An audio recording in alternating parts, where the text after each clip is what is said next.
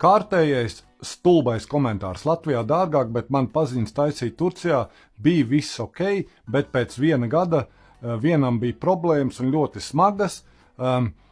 Tas atkarīgs gan no doktora, gan no klienta, katram ir savādāk, bet, naudas ziņā Turcijā 3 reizes lētāk. Un davai tagad tā par rupjo. Es teicu, būs par rupjo. Jūs stulbie stulbeņi. Skatāmies, es esmu paēdis zobu birste. Bērnu, paša mīkstākā. Numur 1.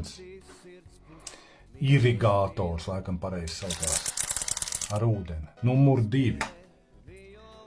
Zobu skalojamais. Numur 3.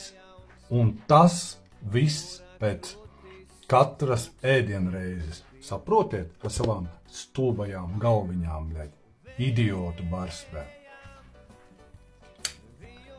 Šis viss pēc katras ēdienreizes jādarbojās.